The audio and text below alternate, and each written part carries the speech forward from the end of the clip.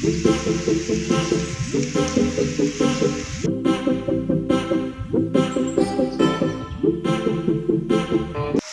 ಎಲ್ಲರಿಗೂ.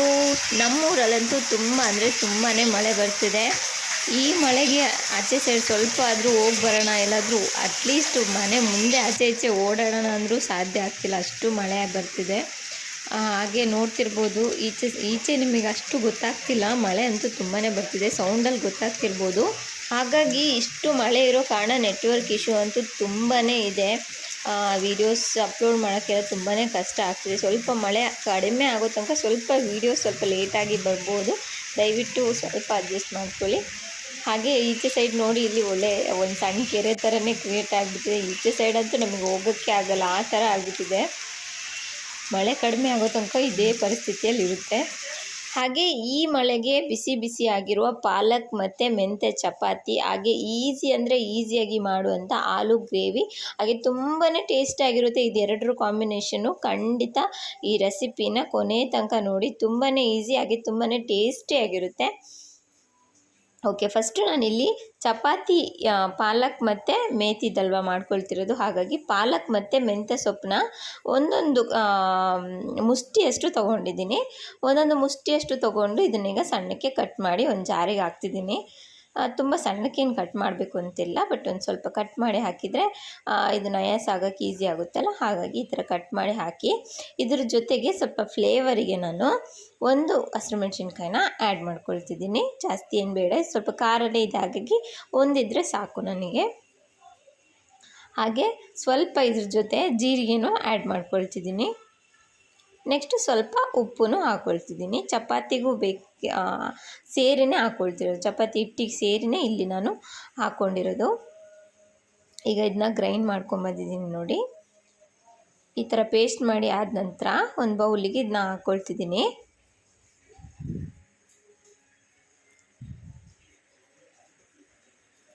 ಈಗ ಇದಕ್ಕೆ ಚಪಾತಿ ಹಿಟ್ಟು ಗೋಧಿ ಹಿಟ್ಟನ್ನ ಹಾಕ್ಕೊಳ್ತಿದ್ದೀನಿ. ನೀವು ಮನೇಲಿ ಎಷ್ಟು ಜನ ಇದ್ದೀರಾ ಅದರ ಮೇಲೆ ಡಿಪೆಂಡ್ ಆಗುತ್ತೆ. ನನಗಿಲ್ಲಿ 3 ಜನಕ್ಕೆ ಎಷ್ಟು ಬೇಕಾಗುತ್ತೋ ಅಷ್ಟು ಮಾಡ್ಕೊಂಡಿದ್ದೀನಿ ಅಷ್ಟೇ. ನೀವು ಸೊಪ್ಪಿನ ಪ್ರಮಾಣ ಜಾಸ್ತಿನಾದರೂ ಮಾಡ್ಕೋಬೋದು, ಇನ್ನೊಂದು ಸ್ವಲ್ಪ ಕಮ್ಮಿನಾದರೂ ಮಾಡ್ಕೋಬೋದು, ಏನು ಪ್ರಾಬ್ಲಮ್ ಇಲ್ಲ. ಮನೇಲಿ ಎಷ್ಟು ಜನ ಇದ್ದಾರೆ ಅಷ್ಟು ಜನಕ್ಕೆ ನೋಡಿಕೊಂಡು ನೀವು ಸ್ವಲ್ಪ ಸೊಪ್ಪಿನ ಪ್ರಮಾಣ ಎಲ್ಲ ಜಾಸ್ತಿ ತೊಗೊಂಡ್ರೆ ಆಯಿತು. ಈಗ ಇದನ್ನು ಸ್ವಲ್ಪನೇ ನೀರು ಹಾಕಿ ನಾನು ಮಿಕ್ಸ್ ಮಾಡ್ಕೊಳ್ತಿದ್ದೀನಿ. ಲಾಸ್ಟ್ ಟೈಮ್ ಚಪಾತಿ ನಾನು ಹಿಟ್ಟನ್ನು ಯಾವ ಥರ ಕಲಿಸ್ಕೊಂಡಿದ್ದೆ ಅದೇ ಥರನೇ ಈ ಸರಿನೂ ನಾನು ಮಾಡ್ಕೊಂಡಿದ್ದು. ಲಾಸ್ಟಿಗೆ ಹಿಟ್ಟನ್ನೆಲ್ಲ ನಾದಿ ಆದ ನಂತರ ಸ್ವಲ್ಪ ಎಣ್ಣೆನ ಹಾಕಿಬಿಟ್ಟು ಇದನ್ನೊಂದು 10 ನಿಮಿಷ ರೆಸ್ಟ್ ಮಾಡೋಕ್ಕೆ ಇಡ್ತಿದ್ದೀನಿ. ಈಗ 10 ನಿಮಿಷ ಟೈಮಲ್ಲಿ ನಾವು ಗ್ರೇವಿಗೆ ರೆಡಿ ಮಾಡ್ಕೊಂಬಿಡೋಣ. ಇಲ್ಲಿ ಒಂದು 4 ಆಲೂಗೆಡ್ಡೆನ ಸಿಪ್ಪೆ ತೆಗೆದು ಇಟ್ಕೊಂಡಿದ್ದೀನಿ. ಅದನ್ನೀಗ ಈ ಥರ ನಾನು ಕಟ್ ಮಾಡ್ಕೊಳ್ತೀನಿ.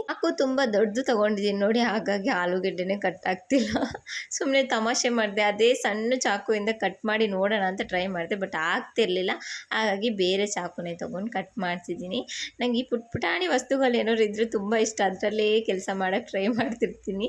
ಹಾಗಾಗಿ ಅದನ್ನೇ ಯೂಸ್ ಮಾಡಿದೆ, ಬಟ್ ಅದು ಸೊಪ್ಪೆಲ್ಲ ಕಟ್ ಮಾಡೋಕ್ಕೆ ಚೆನ್ನಾಗಿದೆ.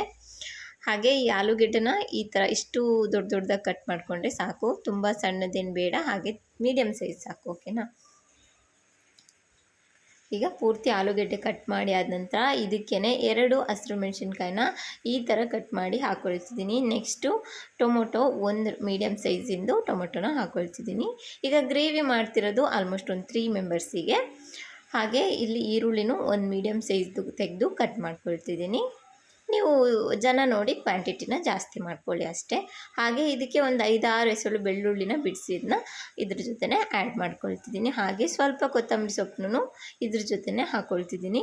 ಹಾಗೆ ಇಲ್ಲಿ ನಾನು ಒಂದು ಟೀ ಸ್ಪೂನಲ್ಲಿ 1 ಸ್ಪೂನ್ ಫುಲ್ಲು ಕಾಳು ಮೆಣಸು ಪೌಡ್ರು ಹಾಗೆ ಜೀರಾ ಪೌಡ್ರು ಎರಡನ್ನೂ ಆ್ಯಡ್ ಮಾಡ್ಕೊಳ್ತಿದ್ದೀನಿ. ಹಾಗೆ ಅದೇ ಸಣ್ಣ ಸ್ಪೂನಲ್ಲಿ ನಾನು 1 ಸ್ಪೂನಷ್ಟು ಧನಿಯಾ ಪೌಡ್ರನ್ನು ಆ್ಯಡ್ ಮಾಡ್ಕೊಂಡಿದ್ದೀನಿ. ಸ್ವಲ್ಪ 1 ಚಿಟಿಕೆ 2 ಚಿಟಿಕೆಯಷ್ಟು ಅರಿಶಿಣನ ಹಾಕ್ಕೊಂಡಿದ್ದೀನಿ.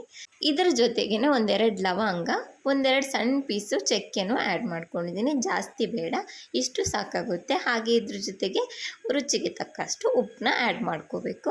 ಹಾಗೆ ಒಂದು ಕುಕ್ಕರಿಗೆ ಸ್ವಲ್ಪ ಎಣ್ಣೆನ ಹಾಕಿಬಿಟ್ಟು ಈಗ ಏನೇನು ನಾನು ಫುಲ್ ಆಲೂಗೆಡ್ಡೆ ಜೊತೆ ಮಿಶ್ರಣ ತೊಗೊಂಡಿದ್ನಲ್ಲ ಅದು ಪೂರ್ತಿಯಾಗಿ ನಾನು ಈ ಕುಕ್ಕರಿಗೆ ಆ್ಯಡ್ ಮಾಡ್ಕೊಂಡಿದ್ದೀನಿ. ಹಾಗೆ 1-2 ನಿಮಿಷ ಇದನ್ನು ಲೈಟಾಗಿ ಈ ಥರ ಬೇಯಿಸ್ಕೊಂಡ್ರೆ ಒಳ್ಳೆಯದು, ಚೆನ್ನಾಗಿರುತ್ತೆ ಫ್ಲೇವರು. ಹಾಗೆ ಒಂದು ನಿಮಿಷ ಇದೇ ಥರ ಬಾಡಿಸ್ಕೊಂಡು ಆದ ನಂತರ ಇದಕ್ಕೆ ನಾನೀಗ ನೀರೆಷ್ಟು ಬೇಕು ಬೇಯೋಕ್ಕೆ ಅಷ್ಟನ್ನ ಹಾಕ್ಕೊಳ್ತಿದ್ದೀನಿ. ಒಂದು ಸ್ವಲ್ಪ ಇದೆಲ್ಲ ಮುಳುಗುವಷ್ಟು ಹಾಕಿದರೆ ಸಾಕಾಗುತ್ತೆ. 1ರಿಂದ 2 ಗ್ಲಾಸಷ್ಟು ಹಾಕಿದರೆ ಸಾಕು. ಈಗ ಇದನ್ನು ನಾನು 3 ವಿಷಲ್ಸ್ನ ಬರ್ಸ್ಕೊಳ್ತೀನಿ. 3 ವಿಷಲ್ ಖಂಡಿತ 3 ವಿಷಲ್ಸ್ನ ಬರ್ಸ್ಕೋಬೇಕಾಗುತ್ತೆ. ಆಲೂಗೆಡ್ಡೆ ಫುಲ್ ಬೆಂದೋಗಲ್ವಾ ಅಂತ ಕೇಳಿದ್ರೆ ಏನೂ ಆಗಲ್ಲ. 3 ವಿಷಲ್ನ ಬರ್ಸ್ಕೊಳ್ಳೋಣ. ಹಾಗೆ ಇದು 3 ವಿಷಲ್ ಬರೋಷ್ಟರಲ್ಲಿಗೆ ನಾನು ಚಪಾತಿನ ಲಟ್ಟಿಸ್ಕೊಂಡ್ಬಿಡ್ತೀನಿ.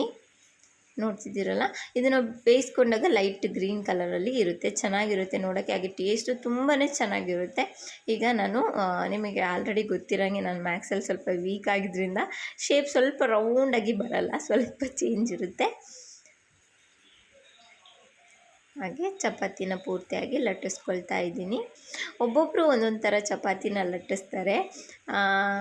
ನಿಮಗೆ ನಾನು ಲಟ್ಟಿಸ್ತಾ ಇರೋ ಚಪಾತಿ ಯಾವ ಥರ ಅನ್ನಿಸ್ತು ಅಂತ ಕಮೆಂಟ್ ಮಾಡಿ ಹೇಳಿ.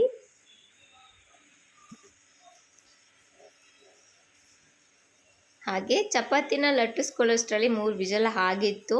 ಹಾಗೆ ನೋಡ್ತಿದ್ರೆ ಇದು ಪೂರ್ತಿ ಗ್ರೇವಿ ಟೈಪಲ್ಲಿ ಇಲ್ಲ, ನಿಮಗೆ ನೀರಾಗೇ ಇದೆ. ಇದನ್ನು ಏನು ಮಾಡಬೇಕು, ಗ್ರೇವಿ ಥರ ಆಗಬೇಕು ಅಂದರೆ ಸ್ವಲ್ಪ ಆಲೂಗೆಡ್ಡೆನ ಈ ಥರ ಸ್ಮ್ಯಾಶ್ ಮಾಡಿ ಕೊಡಬೇಕು. ಪೂರ್ತಿಯಾಗಿ ಅಲ್ಲ, ಸ್ವಲ್ಪನೇ ಸ್ಮ್ಯಾಶ್ ಮಾಡಿಕೊಡಿ. 1, 2, 3 ಆಲೂಗೆಡ್ಡೆ ಈ ಥರ ಸ್ವಲ್ಪ ತಿಕ್ನೆಸ್ ಬರೋ ತನಕ ಸ್ಮ್ಯಾಶ್ ಮಾಡಿ ಸಾಕು. ಹಾಗೆ ಸ್ವಲ್ಪ ಕುದಿಯೋಕ್ಕೆ ಬಿಟ್ಬಿಡಿ, ತಾನಾಗಿಯೇ ಇದು ಗಟ್ಟಿ ಆಗ್ತಾ ಬರುತ್ತೆ. ಖಂಡಿತ ಟ್ರೈ ಮಾಡಿ ನೋಡಿ, ನಿಜವಾಗ್ಲೂ ತುಂಬಾ ಚೆನ್ನಾಗಿರುತ್ತೆ.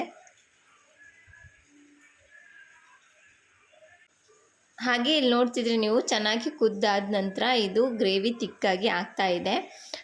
ನಿಮಗೆ ಎಷ್ಟು ತಿಕ್ನೆಸ್ ಬೇಕೋ ಅದನ್ನು ನೋಡಿ ನೀವು ಮಾಡ್ಕೋಬೋದು. ನನಗೆ ತುಂಬ ತಿಕ್ಕಾಗಿ ಏನು ಬೇಡ, ಚಪಾತಿಗೆ ನಮಗೆ ನಂಚ್ಕೊಳ್ಳೋಕ್ಕೆ ಎಷ್ಟು ತಿಕ್ನೆಸ್ ಬೇಕೋ ಅಷ್ಟಿದ್ದರೆ ಸಾಕಾಗುತ್ತೆ ನನಗೆ. ಇನ್ನೊಂದು ಸ್ವಲ್ಪ ತಿಕ್ಕಾದರೆ ಸಾಕು ನನಗೆ.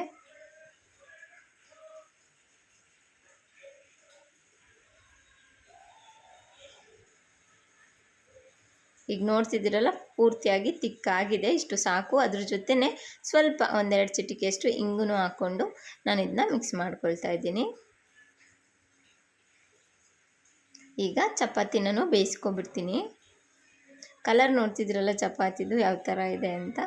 ನೋಡೋಕ್ಕೆ ತುಂಬ ಖುಷಿ ಅನಿಸುತ್ತೆ. ಈ ಥರದ್ದೆಲ್ಲ ಡಿಫ್ರೆಂಟಾಗಿ ಮಾಡಿ ಮಕ್ಳಿಗೆ ಕೊಡೋದು, ಅವರು ಇಷ್ಟಪಟ್ಟು ತಿನ್ನುವಾಗ ತುಂಬಾ ಖುಷಿ ಆಗುತ್ತೆ. ಹಾಗೆ ಹೆಲ್ತಿಗೂ ತುಂಬಾ ಒಳ್ಳೆಯದು.